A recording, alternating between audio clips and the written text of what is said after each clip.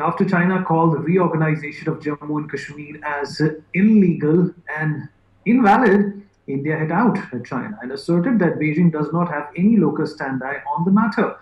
External Affairs Ministry spokesperson Mr. Anurag Srivastav said China is advised not to comment on the internal affairs of other nations. He said, and I quote, "We have noted the comments of the Chinese Ministry of Foreign Affairs spokesperson on the Indian Union territory of Jammu and Kashmir. The Chinese side has no locus standi whatsoever on this matter and is advised not to comment on the internal affairs of other nations." India's reaction came hours after the Chinese Foreign Ministry spokesperson said in Beijing that any unilateral change to the status quo of Jammu and Kashmir is illegal and invalid. Well, really so. We'll talk about this with our reputed panelists. Joining me is Ambassador Ashok Sajjanal, former diplomat, Major General Dhruv Katoch, Defense and Strategic Affairs Expert, Director of the India Foundation, Professor Madhav Nalapat, Editorial Director of the Sunday Guardian, and last but not the least, Sumit Peer, Kashmir political commentator and analyst. Professor Nalapat, let me start by asking you a very simple question. There is in fact an idiom in Hindi, "Chalni goli sui se tere pet mein ched." This is exactly what it sounds like. China accusing India of doing what's happening in Jammu and Kashmir as illegal and invalid is a mockery. Is a mockery of not only of the free sense of the word, but it's also a mockery of what they are doing in Xinjiang. It's a mockery of what they're doing in Hong Kong. Well, Vineet, I think some of us didn't quite get the picture when the Belt and Road Initiative and the CPEC was announced, in which it was going clearly through a part of Jammu and Kashmir, and it was called the China-Pakistan Economic Corridor. I think it is very clear that although not expressed in so many words, the Chinese are always very careful. They first give statements, then they give a few stray statements by individuals, then a few articles come, then some maps come from nowhere, and then slowly they get formalized. The reality is that today China believes the whole of Jammu and Kashmir to be part of Pakistan. China has completely joined Pakistan on the matter of Jammu and Kashmir. So this is one more example of that. I'm very happy we have given a statement. This must be, I think, I've not been counting, probably the 8th or 9,000 trade statement that we have given over the years on the matter of China and Chinese activities and Chinese activities and Chinese statements on India. But it's good. One more statement is very good. I think we'll reach the 10,000 mark before long, the way situation is developing. But I simply want to say, Vineet, that anybody who believes anymore that China is not fully with Pakistan in its conflict with India, I think that individual is living in a world which is very far from reality.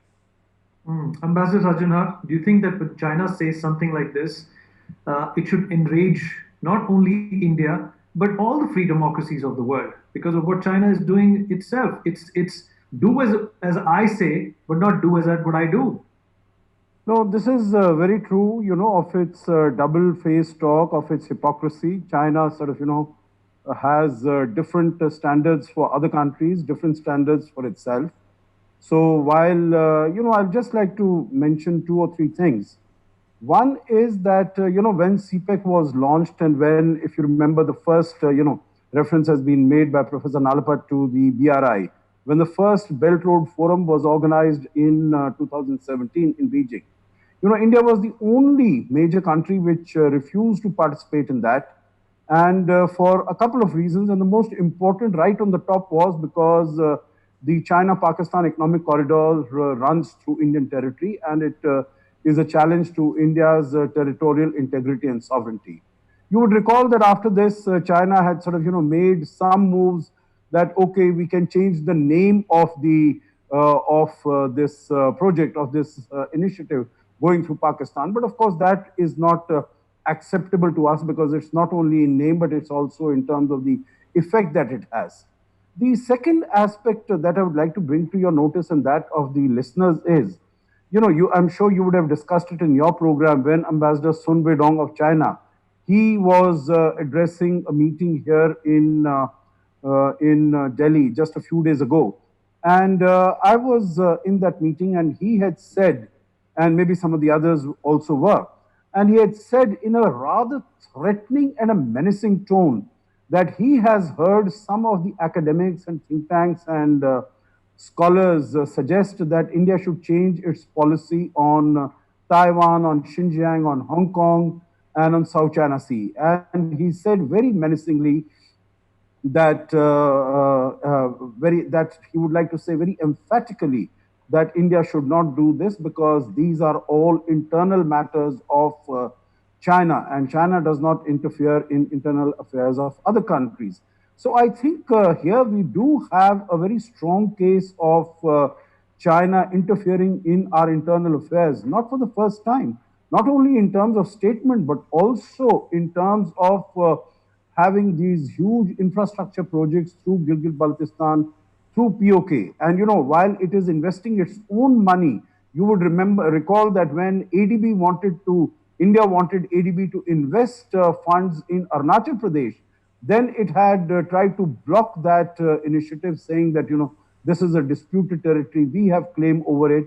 And for some time, even Japan was not allowed to come in because China has a claim over it. So it is completely hypocritical. My point is right now that as far as this statement is concerned, as far as Professor Nalapat says, it's good. And these statements should come. As you know, that China and Pakistan also tried to raise this issue of Kashmir and abrogation of Article 370 at the UN Security Council yesterday. And they wanted it to coincide with the 1 year anniversary.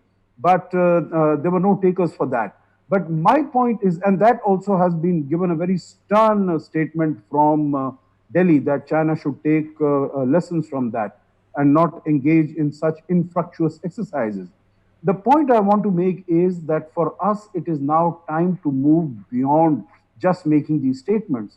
I think we have been speaking about how we can reach out to Taiwan.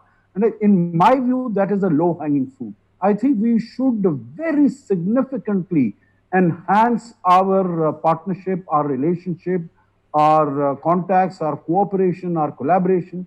We see the Secretary Health, that is the US Minister of Health, traveling to Taiwan. This is the first time that such a senior functionary from the United States is going to Taiwan after 1979. I think we also need to take some similar measures in terms of political or semi-official, senior level officials having exchange of visits, and very significantly enhancing our trade economic cooperation, what we have been buying from China. I'm sure many of those things and technology we can get from Taiwan. Right. Thank you. General Katoch, it seems that China is playing games once again. They don't seem to be deterred by the application ban. They don't seem to be deterred by the confluence of countries coming against them, and they definitely are not deterred, by India's very aggressive and strong and staunch stand at the LAC. I think what China is really doing as of now is part of their larger game of psychological warfare. Now, one of the things which I have been reading about China, what they do is they try to use the systems which are existing within a country to fight that country itself. So, if you have noticed what they are doing in the United States, they are going to court. They are using U.S. courts to hit out at Chinese citizens who they perceive to be not working towards their interests. Now, in India also, by making such statements, you see, they are trying to create a constituency within India who has a particular sort of a mindset, right?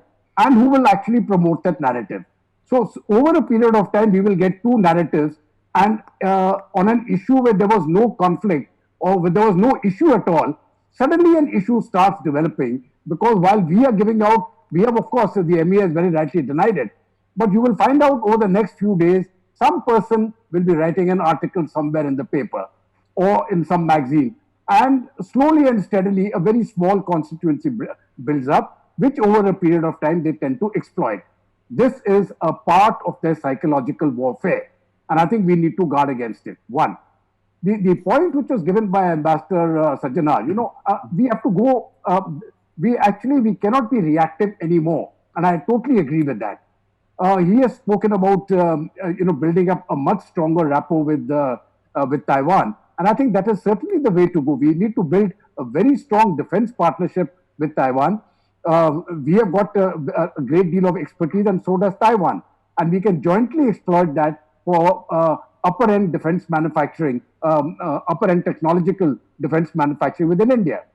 But I think closer home, right at our border, is Tibet. Now, our problem is that for some reasons we are not really been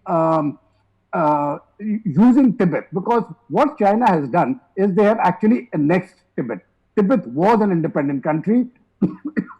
Tibet has been annexed by China.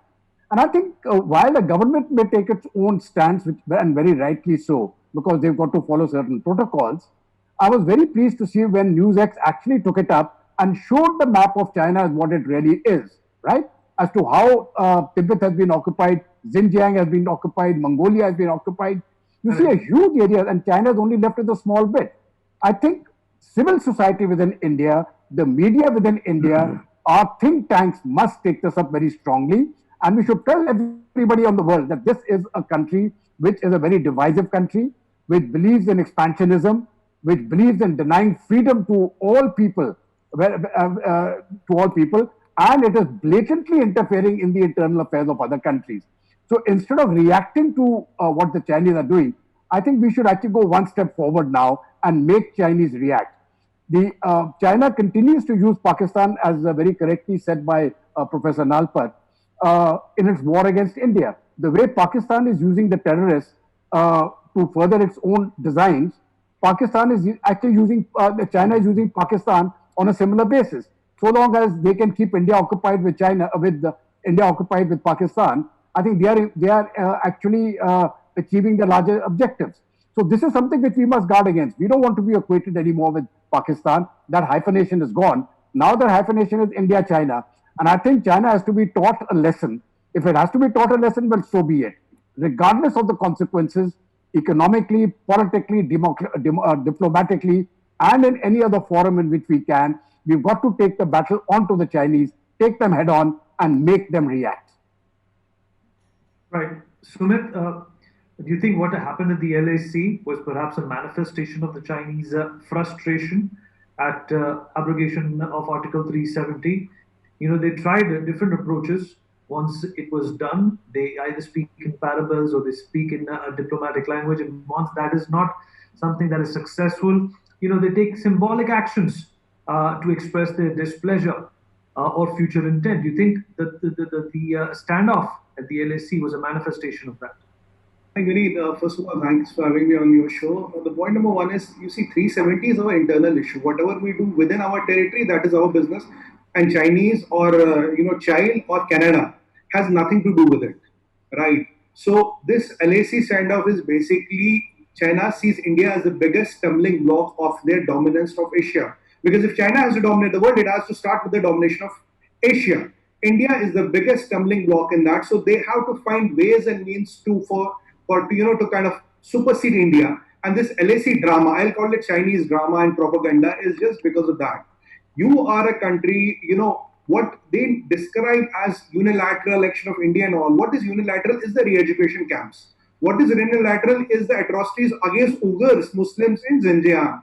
What is unilateral is their takeover of Pamir Valley. What is unilateral is their takeover of Tibet. What is unilateral is their NSA, which suppresses the people of Hong Kong. What is unilateral is what they did in Hong Kong. They have broken their promise of British to the British, where they said for 50 years, nothing will change. These are the things what is unilateral, and what is illegal today. I would use the word illegal is one, or unified China. There is nothing called unified China. There are 5-6 provinces which they have captured, or taken by whatever ways, and they call it China. So we have to go and contest that, we need. So one thing is good. We today, our External Affairs Ministry within 2 or 3 hours issued a statement, which is good, which is what you do in diplomacy. But what after next that? What is our position on Hong Kong? Why don't we declare whatever the national security law of Hong Kong is against the agreement, what Chinese did with the British? It suppresses the people of Hong Kong. And there's a big diaspora of Indians which lives in Hong Kong. So Indian interests are hurt. But on the contrary, there is no Chinese who lives in Kashmir. So what is the business of China in Kashmir? What is our position on Taiwan? what is our position on unified China? Because unified China policy is a hoax. It is illegal. We have to start contesting it, and immediately we need one thing we can do. That's CPT. And what do you call it? Or why don't we go to ICG and contest that? Because it's an illegal project running on Indian soil. Because POK is our soil. How can you run a project which belongs to me? It might be with Pakistan today, or it might be independent today, but the land belongs to us. Your project on POK is illegal. So your occupation, your project is unilateral. So there's so many things. Sumit, unfortunately, we've run out of time today. But nevertheless, it was a good and a short discussion. Gentlemen, thank you for being a part of it. For more such videos, subscribe to the NewsX YouTube channel, hit the bell icon.